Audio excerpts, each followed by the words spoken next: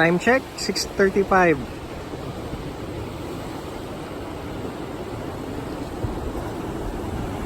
Sa Baler po tayo ngayon sa Aurora.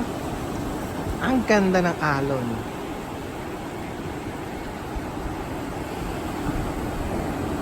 Napakaganda ng pagbubuhan ng liwayway.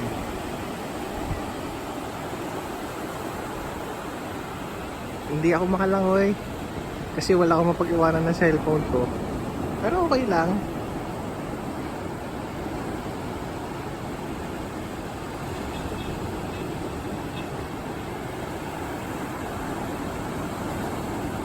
Sobrang ganda niya.